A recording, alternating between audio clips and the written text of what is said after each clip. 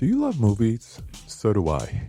What's up, y'all? It's Cabbie, and I love movies, inviting you to listen to The Conversation, a film podcast where passion meets perspective and opinion. From the old school to the new, I invite a guest on to discuss the movies that thrill us, challenge us, break our hearts, or even blow our minds. There's always new episodes dropping wherever you get your podcasts. So join the conversation. We don't just watch movies. We love talking about them too. The Conversation with Cabbie Loves Movies, a part of Someone's Favorite Productions podcast network. Hey, this is Jason Kleberg from the Force 5 podcast, a show that forces a guest to come up with a movie-themed top 5 list topic, and then we reveal our picks on air. Top 5 heist films, top 5 tearjerkers, top 5 movie dogs. Every show you'll be asking yourself, what would be on my list? Guests include directors, screenwriters, actors, podcasters, musicians, authors, and even a professional wrestler. Subscribe to the Force 5 podcast, and you won't just be a listener, you'll be a list nerd. The Force 5 podcast, available wherever you're listening now.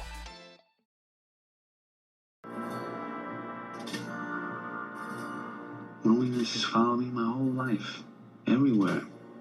Bars and cars, sidewalks, stores, everywhere. There's no escape from God's lonely man. Welcome to Wake Up Heavy, my weird dad's weird podcast about weird movies. Hello and welcome to Wake Up Heavy Recollections of Horror. This is Mark, your host, and today we are working on Season 2, Episode 1 on Martin Scorsese's 1976 film Taxi Driver. All the animals come out at night.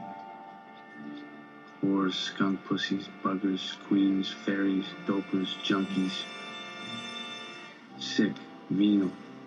In 1976, Martin Scorsese's Taxi Driver was released to critical acclaim and commercial success. The film courted controversy due to its graphic depiction of violence and for casting a then 12-year-old Jodie Foster as a prostitute. The film won the Palme d'Or at that year's Cannes Film Festival and earned 5 Oscar nominations. It would go on to be considered a classic film of the new American cinema and place Scorsese firmly among the ranks of director as auteur. The character of Travis Bickle, portrayed with disarming charm and menace by Robert DeNiro, would become synonymous with the nihilistic anti-heroes and avenging angels of 1970s American cinema.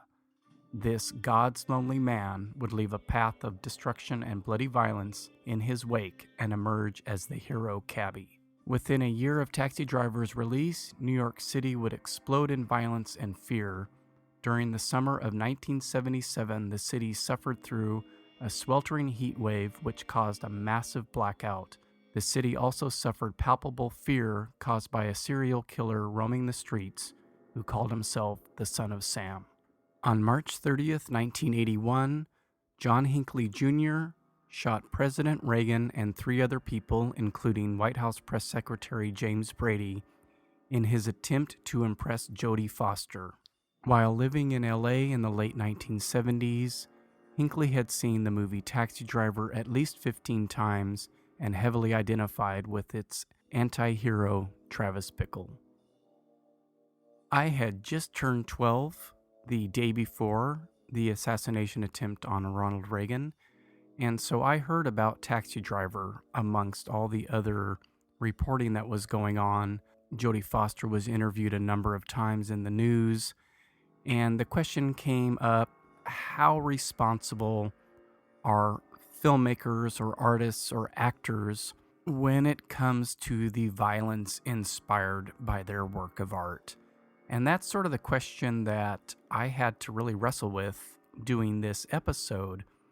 And I don't normally do real deep dives on a lot of research on the show. I kind of go off of my own experience with the film and my interpretations and takes on things. But I did go, or try to go kind of deep with Taxi Driver. I actually have the Blu-ray with the original commentary from Schrader and Scorsese that was taken from the Criterion Collection Laserdisc that was put out in the late 80s or early 90s which I owned. And with that, I wanted to look at old reviews and see how people like Ebert and some of the other big reviewers back at that time viewed the violence and viewed the film. And most of the reviews were very positive. They would note the violence and how, yes, it's graphic, yes, it's gratuitous, but it serves a purpose. And I always felt that it served a purpose in the movie and wasn't just that fun violence that Quentin Tarantino has become known for. Why the need for so much gruesome, graphic violence? Why not let us imagine? Because it's so much fun, Chan. Get it? It's a really violent attack. It's a realistic portrayal of this kind of gangland killing. And like many other people in their 20s, I related to Travis Bickle to a certain extent. I felt like that lonely man every now and again and figured, I'd never get married or have kids or anything like that. The women that I was attracted to were always attracted to someone else. And then you see couples on the street, all that kind of stuff that Travis goes through. But that's life. This is nothing extraordinary. And so diving into it became uncomfortable. And I still love the movie for its technique, for Scorsese's encyclopedic knowledge of film and how he inserts that in nearly every frame of the movie. And so that's something I'll get back to at the end of the episode. But I'm not going to really do a whole lot more talking about the film. I have a fairly lengthy discussion with Mike White, and that will be the bulk of this episode. And we cover a lot of the things I would have talked about on my own if I hadn't gotten someone to join me. And again, at the end, it'll strictly just be about technique and shots and the things that really piqued my interest, even more so than the character of Travis Bickle. And that'll get a little bit funky because we're going to be talking about visual art on a medium here that has no visuals at all. So we'll see how that goes. But for now, this is Mike White and myself discussing the psychopath's second coming, as Paul Schrader refers to it. I just want to go out. I really want to. I got some bad ideas in my head. Okay, well, we have Mike White back from the Projection Booth podcast. Thanks for being here again, Mike. Mark, it is a pleasure to be here. And you closed out my season 1, and you're going to be opening season 2. So I will try to leave you alone for a while. Not a problem. It is great talking about these movies. And don't quit podcasting because of this discussion tonight. You've got me paranoid now with your Facebook post. So we were going to be talking about Taxi Driver, the Martin Scorsese film from 1976. And Mike, do you remember when you first saw Taxi Driver? I probably first saw it in high school, and I think I bought this on VHS. It was like a Good Times VHS. I don't know if you remember that label, but they put out really cheapy, kind of shitty versions of stuff. And I watched this way too many times. Yeah. I might have been first year of college, and I saw it because, I knew about the movie all the way back after the assassination attempt on Reagan. I heard about the movie, heard about the violence, heard about the controversy with Jodie Foster. I don't know why I hadn't watched it yet, but the thing that actually drove me to watch it was George Michael's video for Father Figure. Wow. Apparently, according to MTV, I don't know, Kurt Loder or somebody, supposedly one of the inspirations was the movie Taxi Driver. When that video came out, it was sort of a big deal. It was kind of a stylized thing, and he plays a cab driver. The story is not similar as far as I can remember. My sister and I were like, oh, we need to see that now. And like you, I watched it way too many times to the point of memorizing most of his voiceover dialogue. And I ended up getting it in the early 90s on Laserdisc on the Criterion Collection.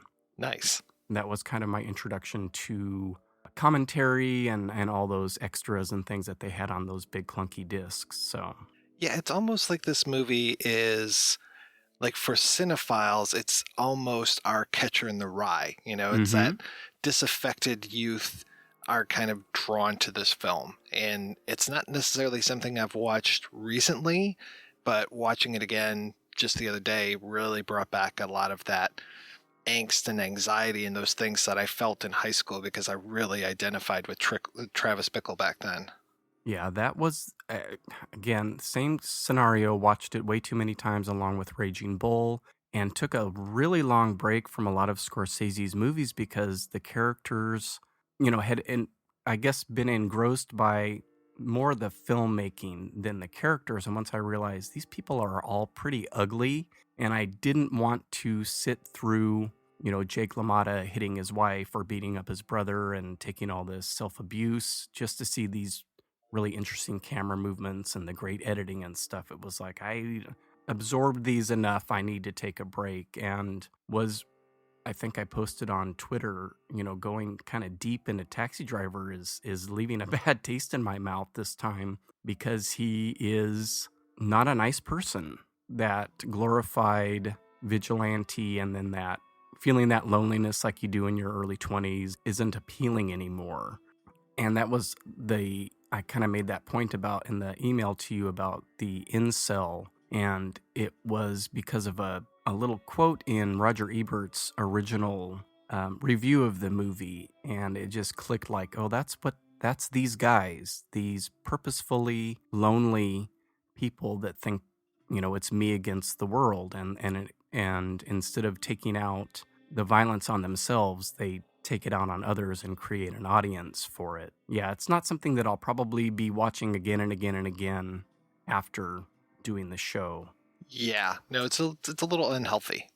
Yeah, and then kind of reminded me of, I watched Henry Portrait of a Serial Killer a couple of years ago, and I hadn't watched it in a long time. And as I sat there saying almost every line along with the movie, I thought, boy, I must have watched this way too much back then. Yeah, that's one of the few movies that actually really disturbed me when I saw it. And I think the scene that really got me was when the woman was on the side of the road and they come up as if they're going to help her and then up murdering her. And I was just like, oh my God, this is way too real.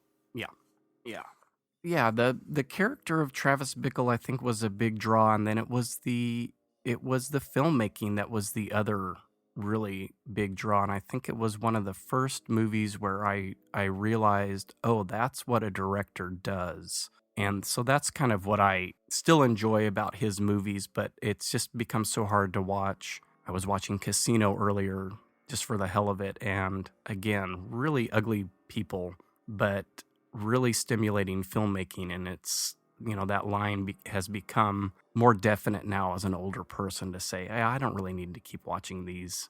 It's funny. I almost feel like I graduated from Travis Bickle to Henry Hill. It's like I'll go back and I'll watch Goodfellas all the time now, but I don't necessarily identify with Henry Hill. That's more of a distance that is between me and the world that he is in, though he is my conduit to it.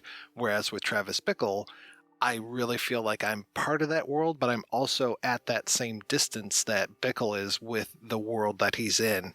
And to your point, the whole idea of filmmaking and the way that Scorsese shoots this thing really is very effective as far as the voyeurism, Travis in his car, the way that he sees the world through that front windscreen, the way that he is kept at a distance with that, though he is always observing things. Mm-hmm. It really is very, very effective as far as the filmmaking goes, and just the way that I identified with Travis as far as being that same voyeur at that point. Yeah, and Schrader and I guess Scorsese and DeNiro all say, the reason that the three of them all made this is because they felt they understood Travis Bickle, and I guess Schrader maybe understood him better than the other two, but his metaphor was of being in a cab, in a coffin, driving down, passing through life and not interacting, but observing. You've got all those shots of him in front of the theaters looking at the happy couples. And now I don't know if this is in the movie or if it's just in the script. In one of the diner scenes at the Belmore cafeteria, he's spying on a couple embracing. I think it might just be in the script. I don't think that's in the movie now.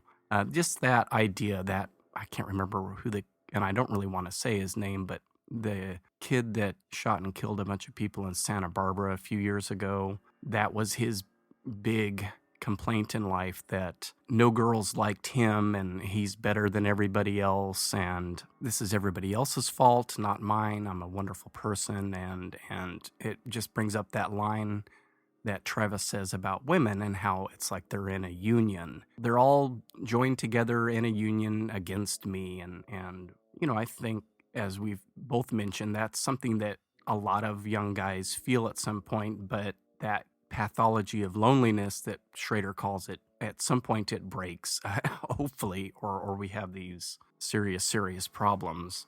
Yeah, I totally agree with you as far as this is kind of, I can't say it's like the incel manifesto, but just the way that Travis views the world and the way that he sees Betsy, the Cybil Shepherd character, as being this untouchable. I think he even says the world cannot touch her, in the way that Scorsese shoots it with her in slow motion, and that she is just this ethereal being going in. And when he finds that she is not everything that she's cracked up to be, he gets really angry about that. And he just, everything, he reacts to everything with anger and with frustration, and it's because he can't understand the way of the world, and it just continues to mount. And the way that he tries to rescue Iris, a girl who doesn't want to be rescued, but it's this kind of, the same mentality that would make you wear a fedora and doff it for thy lady, those kind of things, and stroke your neck beard. Those are the same kind of things that kind of, motivate Travis Bickle.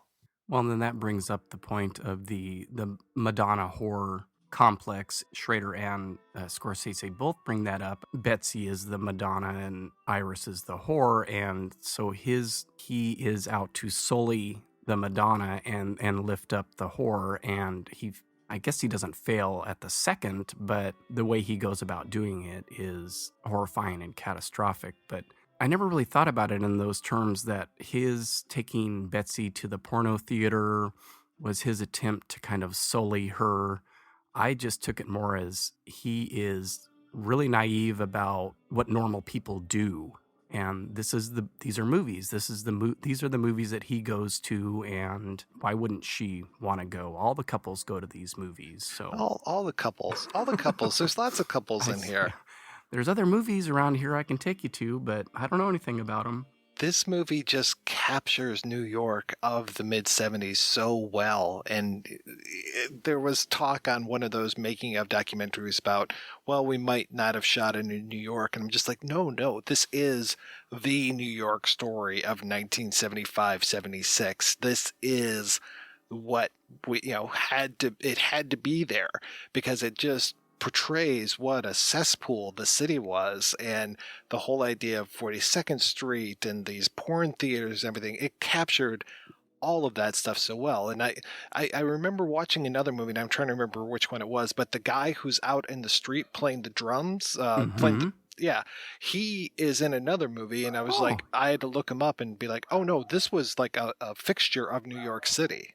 That was Peter Boyle's suggestion, I guess, to include him. He knew of him or had seen him on the street, and then Scorsese was like, well, get his name and number and we'll put him in or whatever.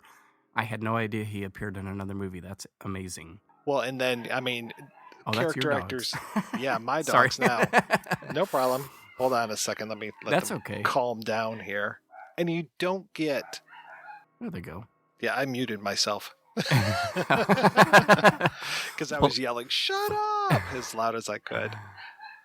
Well, to the point about New York and its very 70s look, I think they really lucked out that the sanitation strike was happening at that time, and the city was bankrupt, and it couldn't have framed his mindset more perfectly if they had planned it or had to dress up the streets or dress up the city. So that was one aspect that I think they had some providence happening. I always wonder how much of those shots when like Travis will see a woman leaning over into a car negotiating prices for prostitution, like how much of that was staged and how much of that was just this verite look, because there is a lot of cinema verite feel to this movie. I'm just not sure how much of that is actual.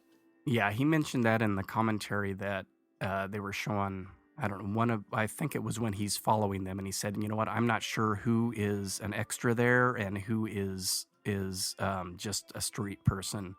The crazy guy running down the street, he said, that's an actor. But everybody else, he's like, they could be either one. And in front of the cafeteria, when Travis and Wizard are talking, there's somebody getting arrested in the background, and apparently that was real. So wow. So he said that was going on all the time. They caught a lot of it on film. So I looked up the drummer. His name is Gene Palma. And I saw him in both Not a Love Story, a film about pornography, which is a documentary I saw when I was in college, and the film Hero at Large. I don't know if you remember that one with John Ritter. I remember the title. I don't know if I've seen it, but that's very interesting. Yeah, back when John Ritter could lead a movie. Right. Early 80s, I'm guessing? Yes, 1980, exactly. Oh, well, there you go. Yeah. I know my John Ritter. Yeah. That's what my mom used to always tell me. You got to know your John Ritter, son.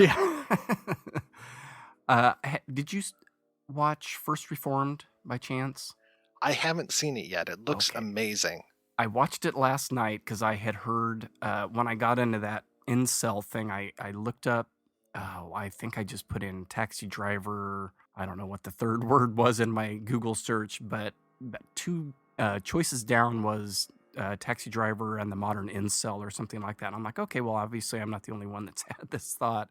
I guess people had been saying, that First Reformed was Schrader's taxi driver for the MAGA world, and the author of the piece was saying, well, no, a taxi driver is the taxi driver of the MAGA world. So that kind of, I thought, well, darn it, I need to watch First Reformed now. And there are a number of touches that are straight out of Taxi Driver, and I just read before we started recording that Schrader said that when he was editing the film, he was surprised at how much of Taxi Driver had come through in the movie. So I won't spoil any of it if you haven't watched it, but yeah, it's interesting. It's almost, I know they had talked about doing a sequel, which seems really bizarre to me, but it could be a spiritual sequel to Taxi Driver in a way, with a much different ending. So yeah, it was really good. Well, I don't think I've enjoyed an Ethan Hawke performance as much as that, far as back as I can remember. So he doesn't talk a lot, so maybe that's why. So it's better than Reality Bites, is what you're saying. Yes. I used to like that movie. Oh, I'm sorry. I first heard the term slow burn when someone described Paul Schrader to me. I'd never known that term before, but then they said, no, think about Taxi Driver and the way that it builds and builds and builds, and then there's an explosion of violence at the end. And then think about some of his other movies like Rolling Thunder or Light Sleeper is another great one. So he's got this way of just building this tension and ratcheting it up until there's this explosion of violence. And that was like his brand for a while, which was fantastic. And nobody to me does that as well as he does. Well, First Reform is definitely a slow burn. Who was in Light Sleeper? That was Willem Dafoe and Susan Sarandon. Okay, I may have seen that. I watched Affliction a couple of months ago, and I don't know if it was because I had in my head I would be doing Taxi Driver. I know I was looking at Paul Schrader movies, and that's another sort of offshoot, a guy kind of slowly going crazy and having it become violent and stuff. So it's hard for me to look at Taxi Driver as a slow burn, but I think I understand the parallel there. Right. I think nowadays when we talk about slow burn movies, we kind of just mean slow movies, because that's what it seems like now. It's like, oh, it's a slow burn. Like, okay, do you mean that really? Or do you just mean that this movie is slow, but eventually something happens? Or that it's boring until the very, very end. Which is how I kind of take it. I don't know. Yeah, for me, it's like when you turn on the pot and you're going to get the heat and the water's going to boil. It's just going to take a little while to do it. So to me, it's like almost like building a Jenga tower. And that's what this movie feels like to me. And then at the very end, they just knock that shit down and it comes smashing apart. And I didn't mean that that's how I describe slow burns. That's just what I think people are saying when they say slow burn. Oh, yeah. When they talk about who's the guy that does like House of the Devil or whatever, James Wan, I think it is. It's just like, oh, it's a slow burn. I'm like, you mean it's kind of boring, right? Come on, let's call a spade a spade. I did a show on that movie. and it's Ty West, and it's the only good movie he's done. So let's throw out some controversy there. James Wan is the Aquaman guy. And the Saw guy. Yeah. I don't know if Saw is a slow burn, and there was another, I guess this was all very apparent to a lot of the reviewers back in the 70s when they reviewed the film, but there was another really great line from Pauline Kael, who I guess was Schrader's mentor for a while. She said that it was more of an in defense of the movie and Scorsese's violent use of violence, and she called it a psychic discharge of the quiet boys who go berserk. Yeah, that's kind of why I had real trouble watching it this time, thinking, oh, yeah, this isn't someone to feel some kind of connection with at all. I know that you guys, when you talked about the King of Comedy, made a lot of comparisons with what is fantasy and what is reality. The line is blurrier in King of Comedy as to what's fantasy and what's reality. And I guess I never really thought of anything in Taxi Driver as pure fantasy. If it's not his imaginings, I think we're seeing things filtered through him.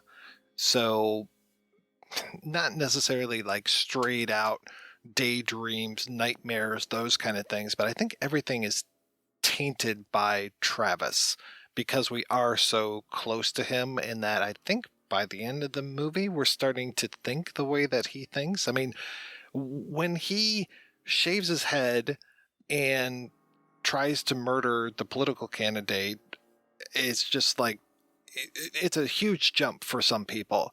But at other times, it's just like, oh no, this is the most natural thing in the world. You know, like he is going to try to remove this father figure from Betsy's life. So yeah, okay, yeah, this kind of makes sense. And he probably has no father figure for himself. And the only father figure for Iris is Sport. And he wants to take that place. And it feels very, very Freudian to me as far as like, I'm going to replace the father so I can have the mother kind of thing, you know, very Oedipal kind of stuff. And so I'm just saying that when it comes to the decisions that are made, the way that he perceives the world, like those shots of like him looking at the black guys who are in the diner or the black guy who passes him on the street, like we as the audience might see them as the same kind of threats that Travis sees them, even though they're probably just natural guys just hanging out. You know, like the guys at the diner seem like they're pimps, which, you know, kind of puts them in the same league as Sport. The guy walking down the street seems like he's just walking down the street. But to Travis, he appears as a threat. And I think we're seeing him as a threat through Travis's eyes. So what I'm saying is that it feels like we are getting that flavor of Travis and everything. Not necessarily that this whole thing is a big fantasy. Though I know some people will talk about, you know, because there's basically like, 3 endings to this movie? Or maybe even 4, I suppose, if you break it down into just the 4 scenes that happen, 5 scenes that happen at the end of the film.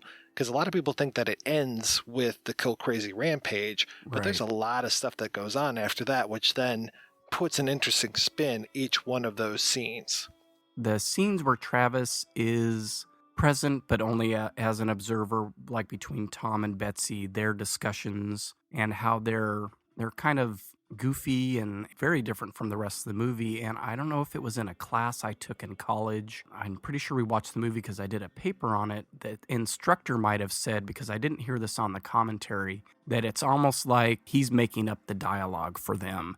I think that's a little bit of a stretch, but I can understand leaning that way, I guess, since it is kind of inane dialogue. And then there was an omitted scene that they shot, and this was per Scorsese's request, he asked Schrader to write a scene between Tom and the candidate, Palantine, in his hotel room. It was going to be the same kind of deal where Travis is outside the building looking up into the window as if he's still the observer. And I was surprised to find that it's in the script draft that I read. They were talking about eating chicken, and how Palantine's putting on weight. And I thought, boy, I'm really glad they didn't keep this in there. And then the scene with Sport and Iris, the one scene where he isn't present at all, he's supposedly outside looking up. Again, that it almost seems like soap opera dialogue, which we see him watching at one point. And,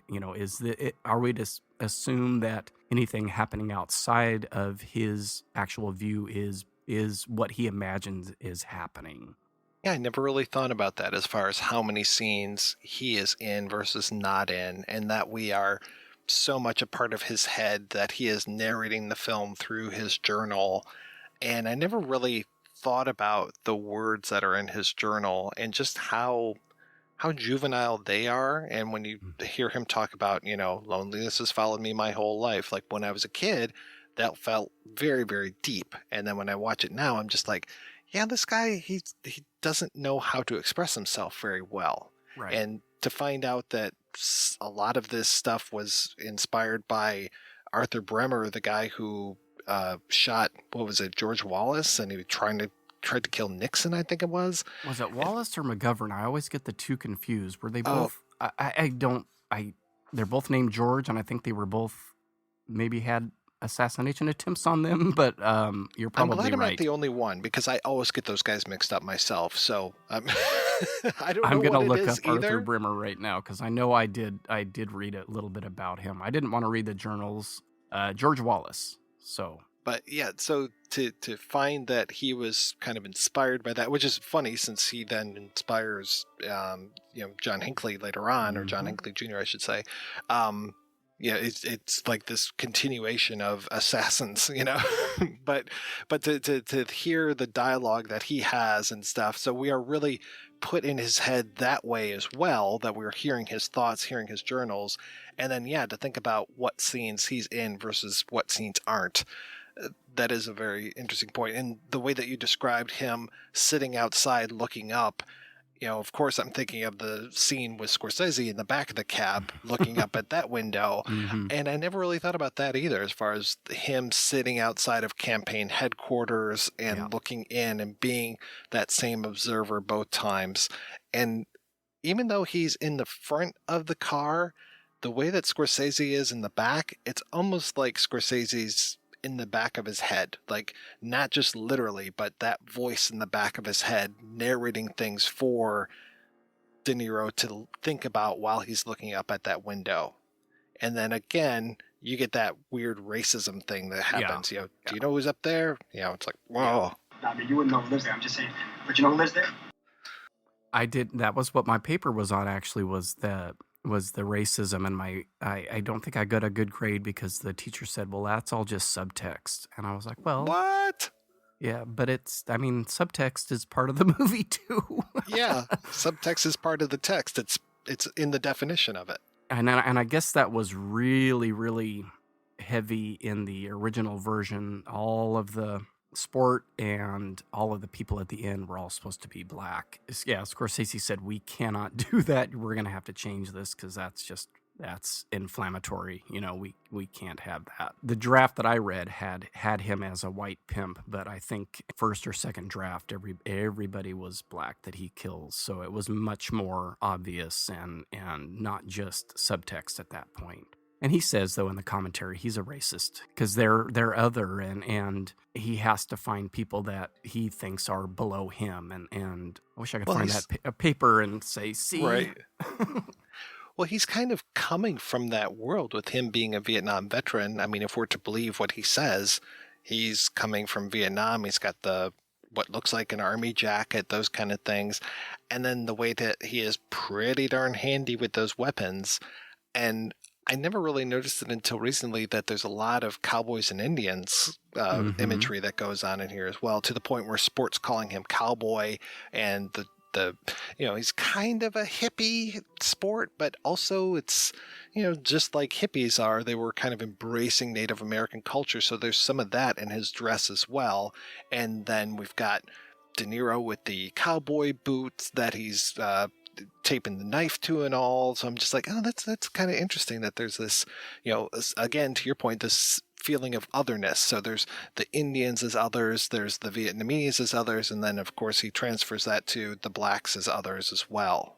It's amazing to me that he gets along with Charlie T, though maybe not as much as he does with Wizard or Doughboy. Yeah, there still seems to be some animosity there. He kind of gives them double takes every time that, Charlie T says, see a killer or whatever, and he kind of does that. What did that mean? Or something like that. I always kind of found that double take kind of interesting. And you have the Cowboys and Indians with the one of the numerous inspirations for the movie in The Searchers. And I don't know if that was necessarily done consciously, but I know that DeNiro wore Schrader's clothes for the movie. Those are his pants and his jacket and his boots. It may have just been happenstance that we've got Cowboys and Indians in there. I don't know how many films Scorsese rattled off in the commentary and the other extras on that disc. And at first I was going to try and watch them all and realized, good luck. Realized there was absolutely no way.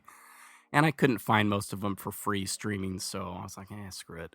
The Fire Within was one that was on Prime, and then when I went to watch it, the day I went to watch it, it had fallen off Prime, so I was like, shit, I've seen The Wrong Man, and what are the other movies he mentioned? Pickpocket was one. Pickpocket, yeah. Yeah. Gosh, he mentioned a couple neorealist things, and then at least, there was some Godard in there as well, but I don't remember any particular ones. But that whole idea of the distance from our main character and how the character sees the world, I think, is a little bit there as well. I mean, this and Père Le Fou have a little bit of parallels as well, I think.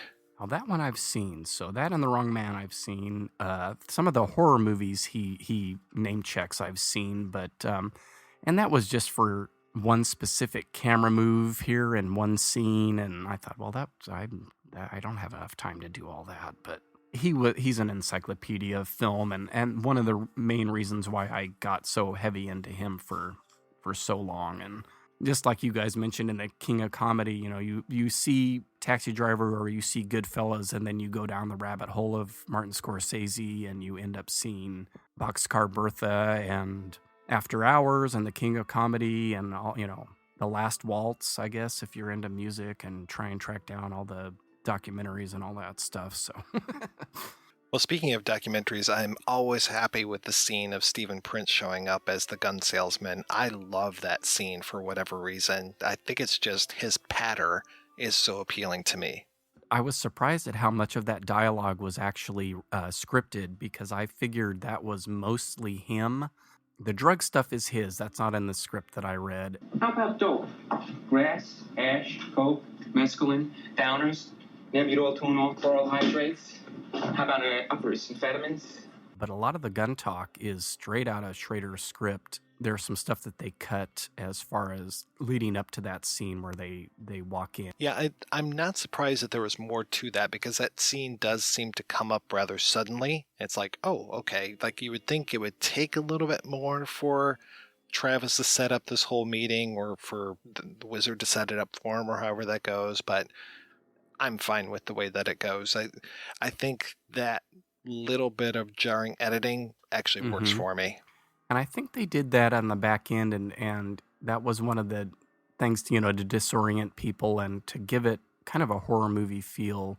Lots of jump cuts, lots of strange edits. A lot of the dialogue scenes are much shorter than the script. There is a lot more talk in the diner scene with Betsy and Travis, their first quote-unquote date. Kind of an interesting exclusion was Travis says that he saw her one night and almost picked her up. So this is pre-hanging out of the, outside of the campaign headquarters and pre-date and all that stuff. He had an encounter with her, kind of changed the dynamic of that into more of a stalker situation than it already is. I was going to say, as far as Betsy, I mean, that whole scene of her at the end, we were talking about dream images and what could be Travis's thoughts. I mean, that's where that really shows up for me as far as her reactions to him in the cab. It feels very made up at that point. And then when you take that and then add it to the scene that comes after, when she gets out of the cab and he is looking at himself kind of manically in the rearview mirror, and then you get that weird shot of him looking at the mirror and the mirror turns and the music goes backwards for a second.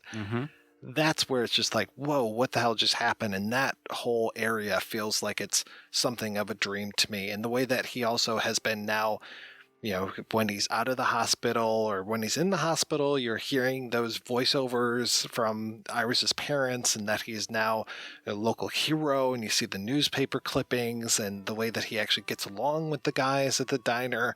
That whole section feels like now everything's fine. Everything's good. It kind of like, I don't know if you ever heard our episode about the Bad Lieutenant films, but when everything starts turning up roses for Nick Cage at the end of Bad Lieutenant, Port of Call, New Orleans, and it's almost like a sitcom ending, you know, like, oh, I got the job and my boyfriend told me that he loves me and this happened and this happened. And that's, you know, it's not that romantic at the end of it, but it's definitely feels like something has changed after his whole kill crazy rampage. Right.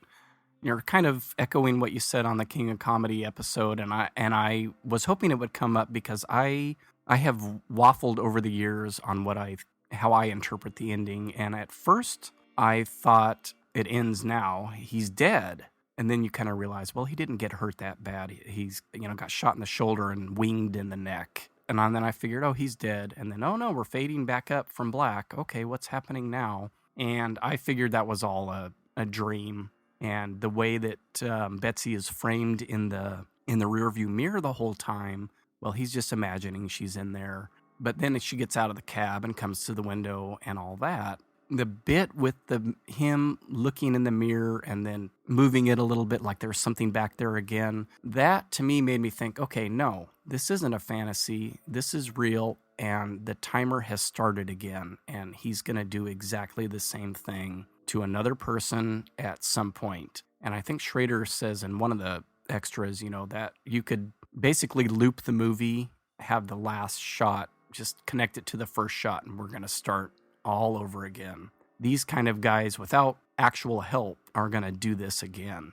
I'm almost reminded of that really maudlin Harry Chapin song Taxi at this point. The whole idea of like, I'm waiting for her to give him a $20 bill for a $2.50 fare and say, Harry, keep the change. You know, it's like, it just always reminds me of that. And then I had to look it up to find that was a 1972 song. So I'm like, well, maybe they were kind of influenced by that whole thing.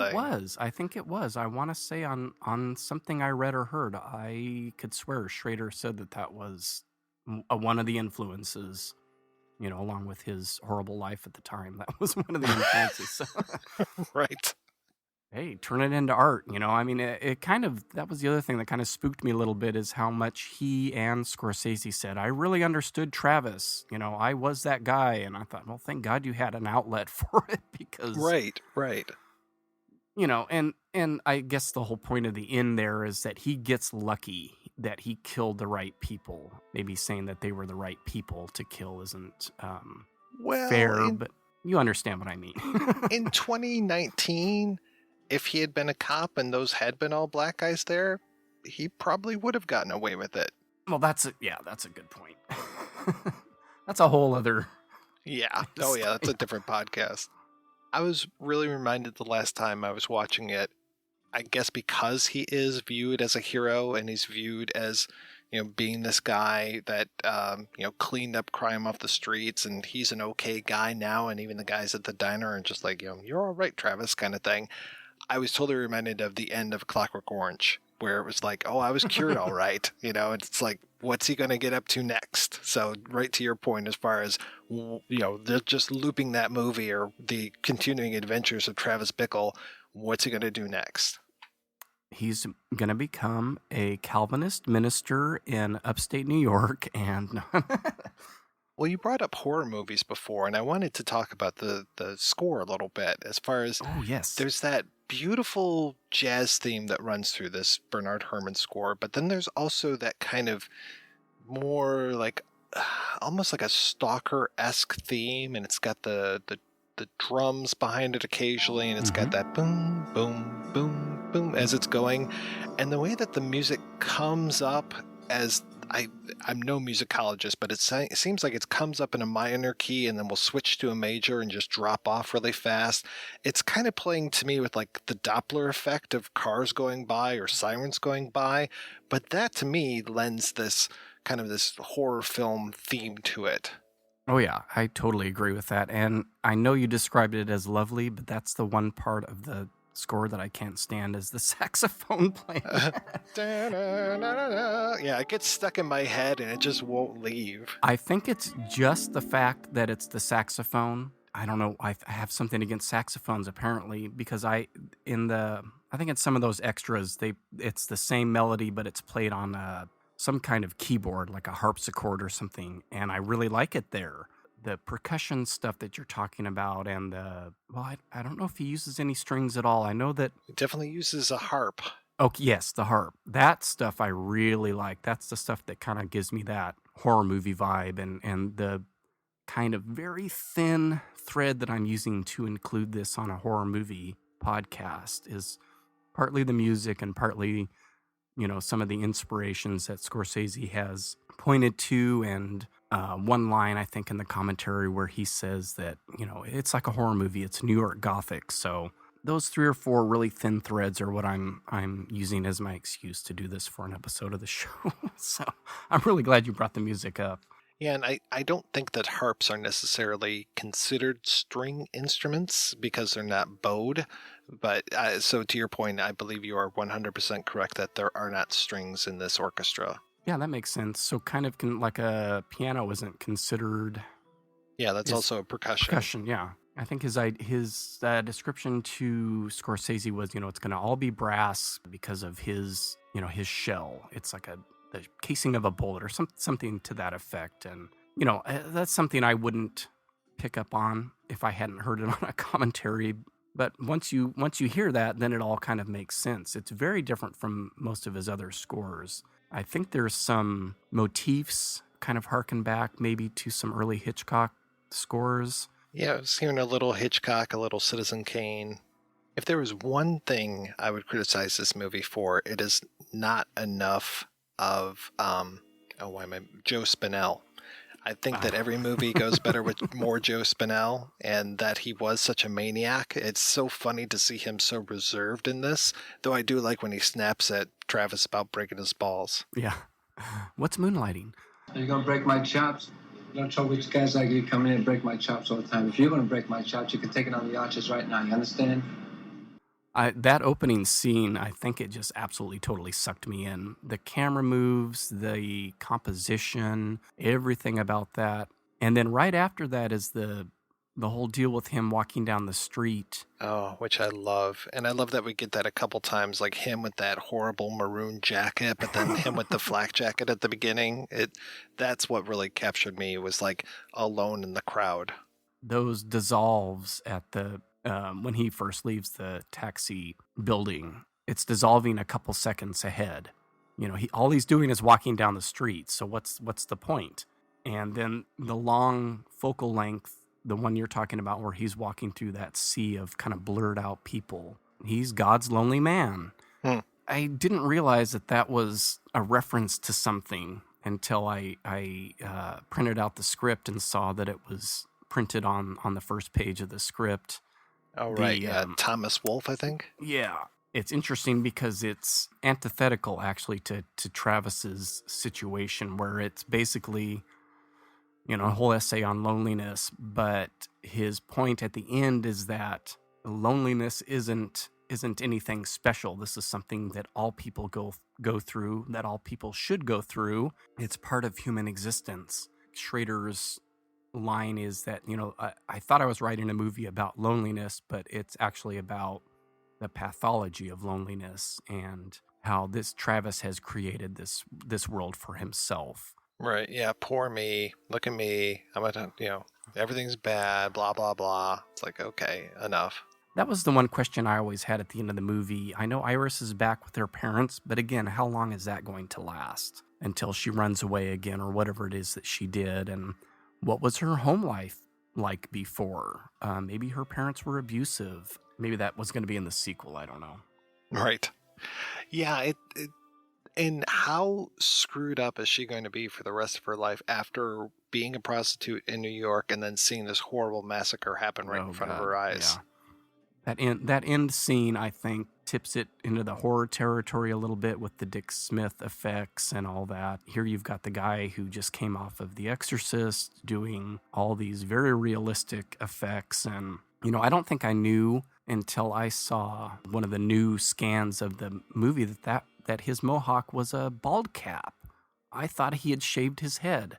What's up with that, DeNiro? You're not going to suffer for your art? And he's got, I think, 2 other wigs where it looks like, he's cut his own hair, which is, I guess, an indication of his mind at the time.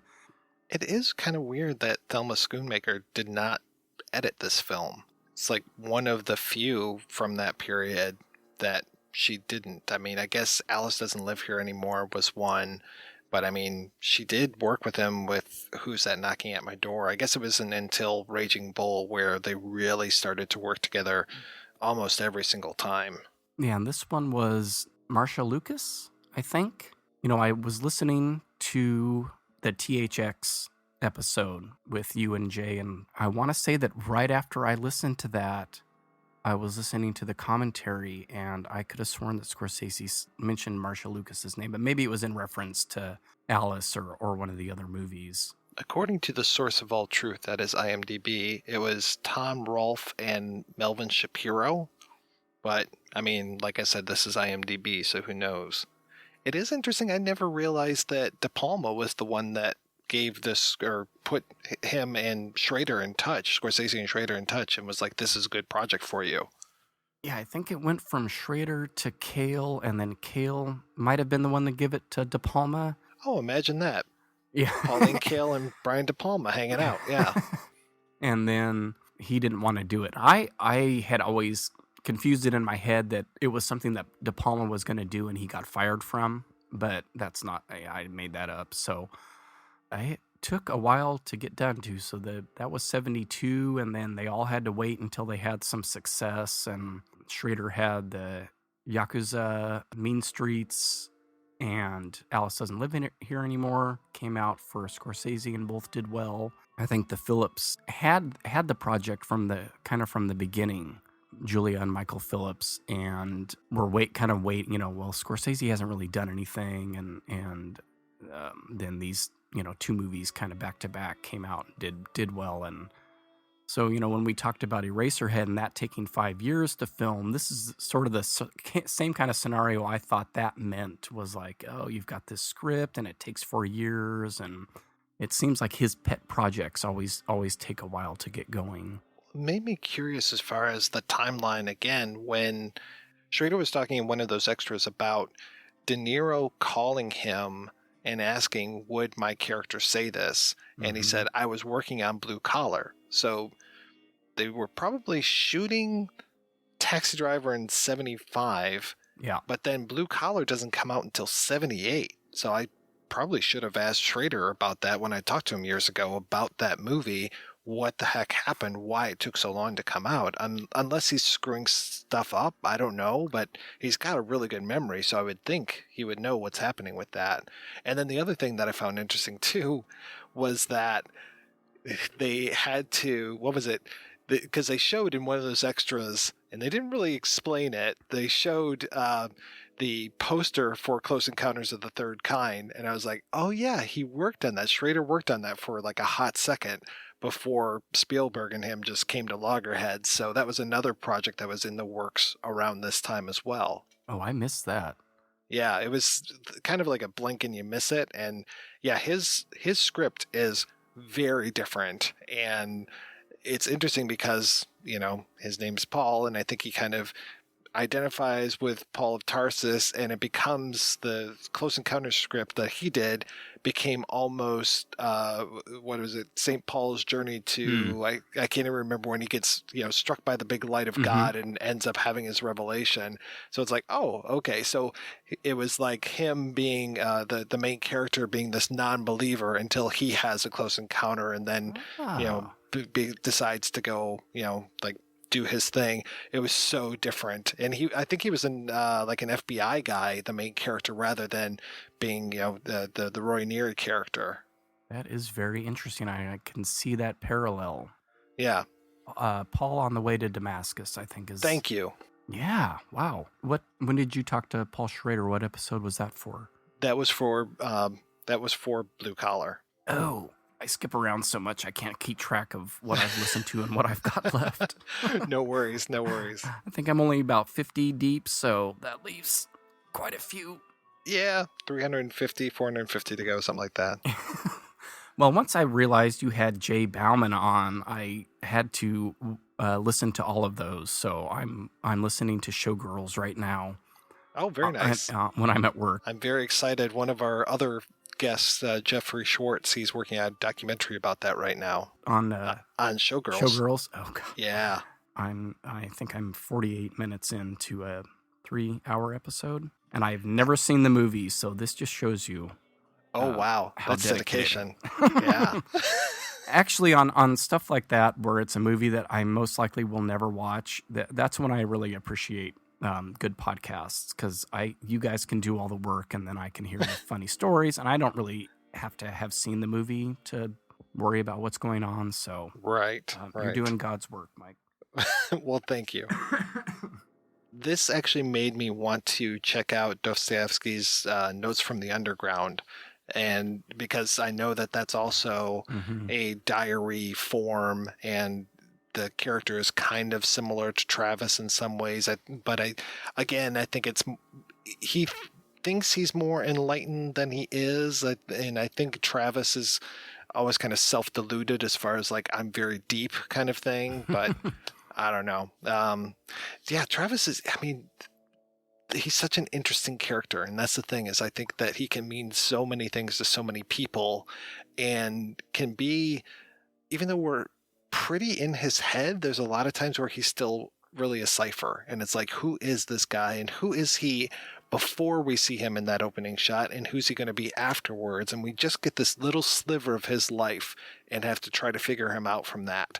And I like that they don't just spoon feed us every darn thing. Yeah, no, that's very important, to not have any real understanding of was he in he's got a jacket that says Bickle on the back, but I don't know. You could put those letters on yourself. Was he really in the Marines?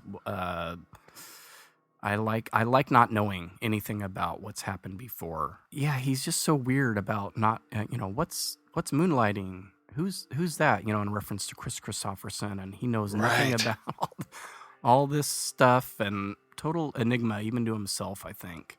Yeah, he's a prophet and a poet, or he's a pusher and a poet. I never have pushed. I'm no pusher. I love that. He gets so mad about that.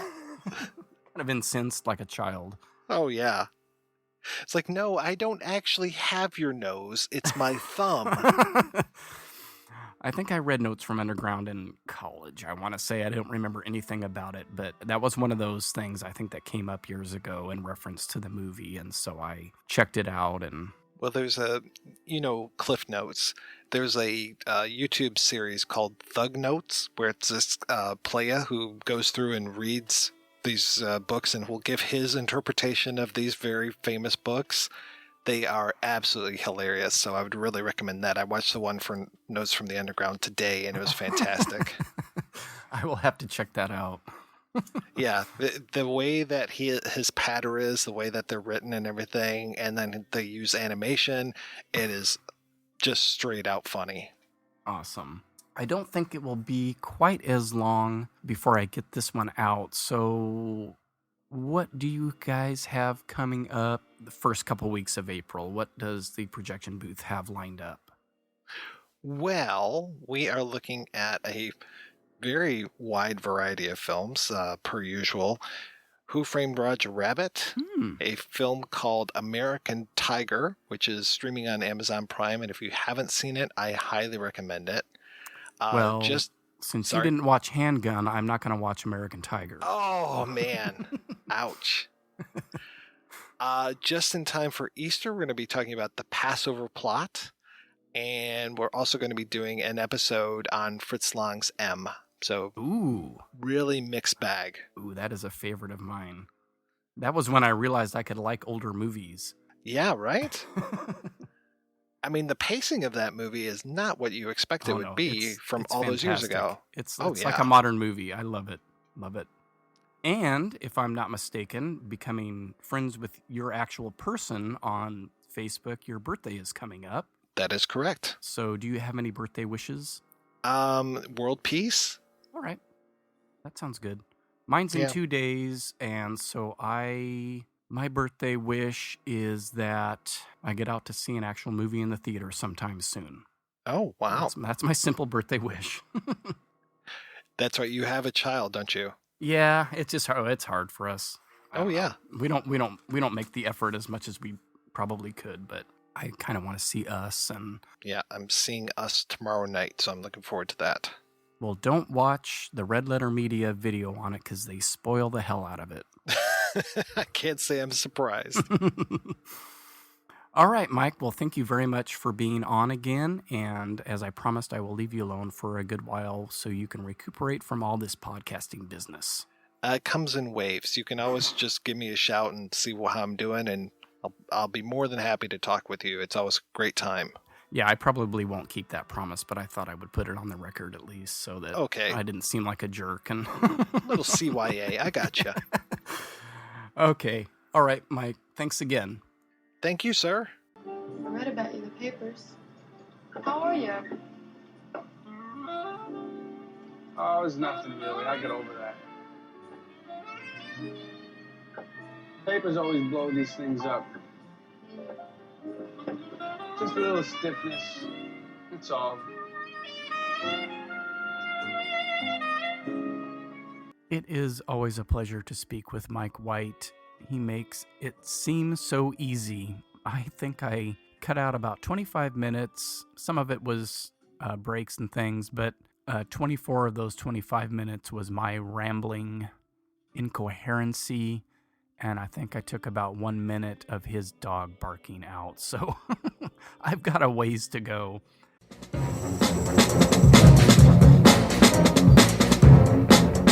Hello, this is Aaron West. I am the author of the A24 New Wave.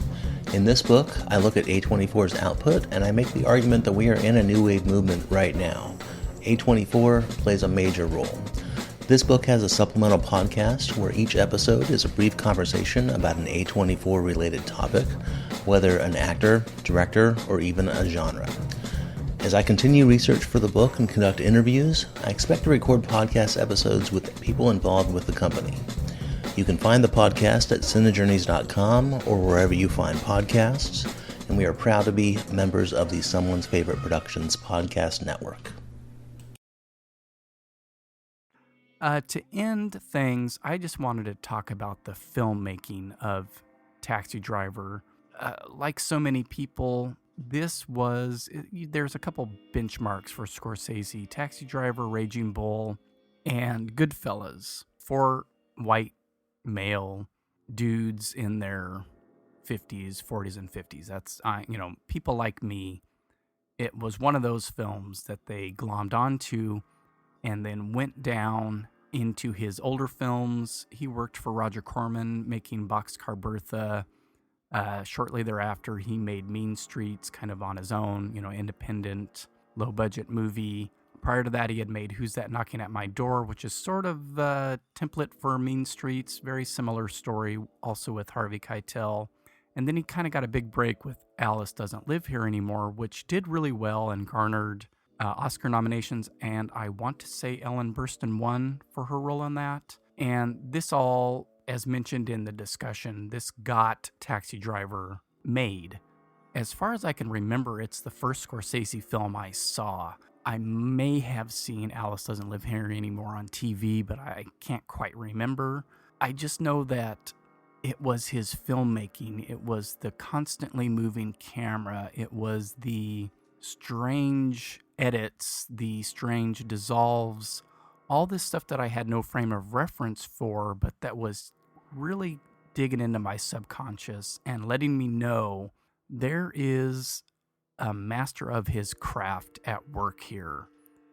And with the first scene, and I mentioned this in the discussion with Mike, it's a perfect introduction to Travis, but it's also a perfect introduction to Scorsese's style. It's just two guys talking in an office, but there's moving camera, there's telescoping shots, there's pans, there's interesting edits, and then we get the first instance of the priest's eye view or God's eye view shot of the table that Joe Spinell is sitting behind. It's the introduction of the idea that this movie, this story, has a ritualistic tint to it. And even before that shot, when Travis first enters the office, he comes in on the heels of this big puff of steam as if he's emerging from hell. And that is the opening of our movie. And the priest's eye view shot happens a couple of other times in the movie, and it's meant to mimic the Mass of Catholic Church, where you've got all these elements of the Mass laid out on the altar as the priest doles out the communion. And so we have it here at the opening, and then we have one in the where Betsy works. When Travis first comes in to talk to her, he sweeps his hand across her desk, and it's shot in slow motion again, and we have that very ritualistic scene. We have it when Easy Andy is displaying all the weapons for Travis, as if these are the tools of his ritual. And then, of course, at the end of the movie, the very famous tracking shot overhead, God's eye view of this massacre, slowly tracking and then going out of the building, all in slow motion. And I guess the idea here being that Travis is a religious zealot. He is going to be a martyr to his cause, which is interesting to think of in reference to Schrader's latest film, First Reformed.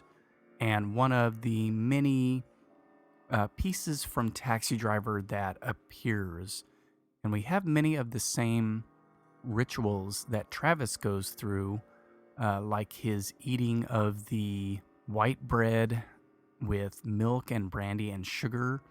And in First Reformed, Ethan Hawke eats something very similar. They both have real or imagined stomach problems, and there's a whole bunch of other little tiny details that end up in that in First Reformed that are very reminiscent of Taxi Driver. There is a really amazing shot, and it lasts maybe about 2 seconds, when Travis is leaving Iris's room after he's had his first discussion with her, and he has met I'm not sure what he actually does, but he watches over the rooms. I guess he runs the hotel. Travis comes out of the room and he's walking towards him to get his gun back. And this is a shot that Scorsese has used throughout many of his movies. The actor is placed on the camera dolly. As it moves down the hall, it makes it look like the character is floating. I remember, the first time watching the movie, noticing that and thinking, man, that is a trip. And in this movie, I think it's one of the quickest uses of it. He's done it I'm pretty sure in Raging Bull and a number of other films. And actually, it's something that Spike Lee has borrowed for many of his movies as well. And I think even in Black Klansman, the commercial has a shot of two characters on the camera dolly walking down the hall. And it's a really interesting effect that, I don't know what it's supposed to mean, but it always captures my attention. And it's one of those effects that actually kind of pulls you out of the movie. It makes me cognizant that I'm watching a movie, seeing that camera movement with jump cuts right after. And there are a number of times where it's so apparent that the camera is moving. And it may just be that it's low budget and we get some kind of bumps along the track or something. But I don't mind that almost breaking of the fourth wall via the camera to remind me, hey, you were watching a movie. You're watching something that was created. And I love that kind of stuff. And then one of the most famous shots of the movie is when Travis is talking on the phone with Betsy after their first date that doesn't go very well. He's been sending her all these flowers and trying to get her on the phone and driving by the campaign headquarters. He finally calls her, and we just have a static shot of him off center in the frame. And he's talking for a while. It's not going very well. And then the camera slowly tracks to the right and into the hallway, and it just stays there for what feels like a very long time. And we're expecting something to happen. Maybe somebody's going to come in and Travis is going to go violent on them because of his frustration at this point. And it just ends with him hanging up and walking out the door. And again, I really never understood the point of that shot. It just, on some level, made me think, okay, this is important.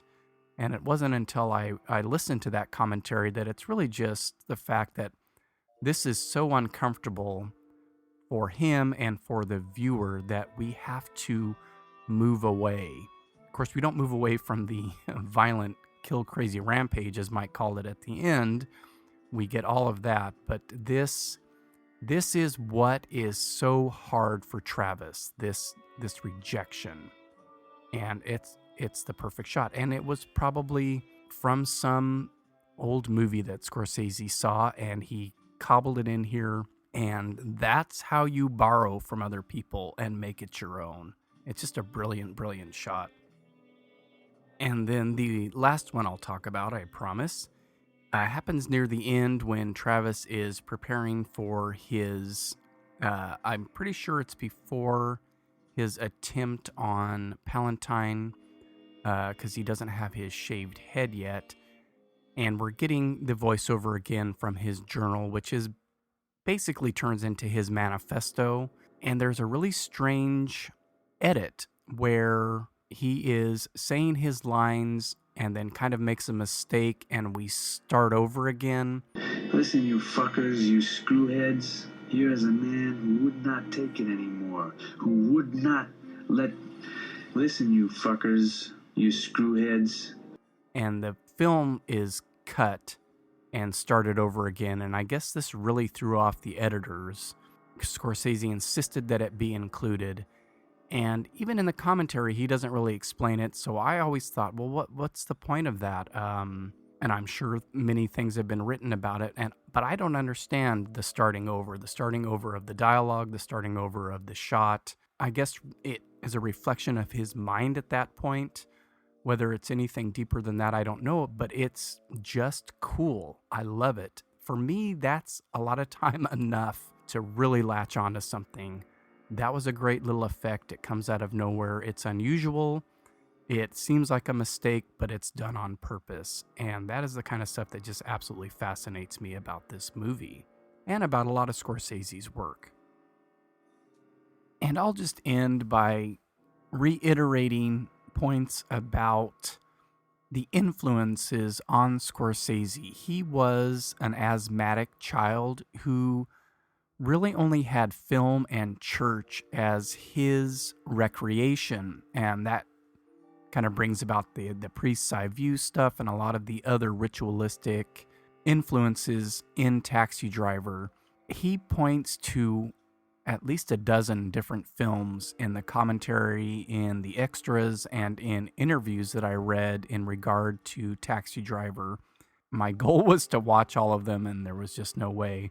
And we hit on a couple of those in the discussion, as well as, the Godard that was used in one shot where the camera slowly moves into Travis's glass with the Alka-Seltzer in it, and the bubbles become like, the universe, like the Milky Way or something.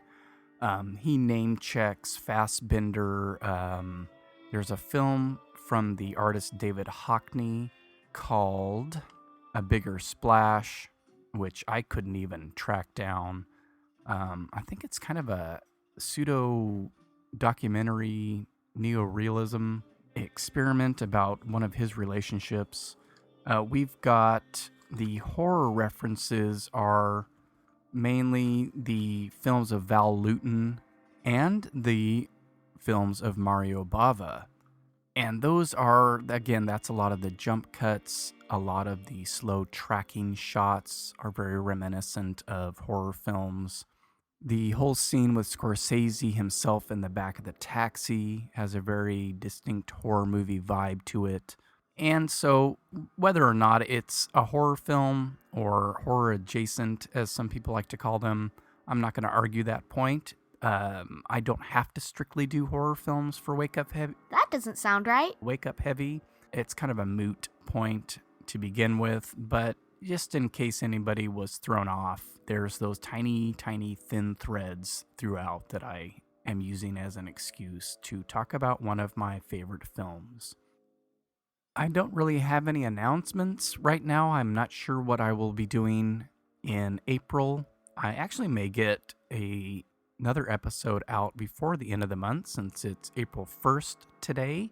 Could be Suspiria, could be Martin. I don't know. I'm not sure what I have coming up for Why Didn't I Rent This, or any other side episodes, or for the Patreon site. So it's all up in the air. That's how I like to roll.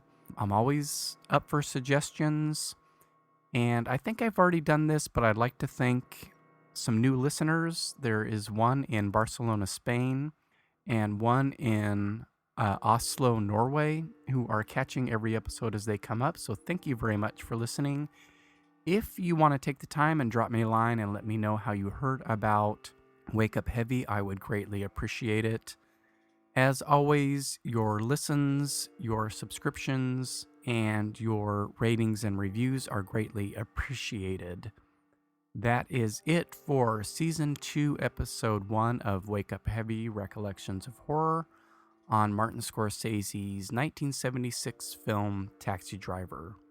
Thank you so much for listening, and do not forget to wake up heavy.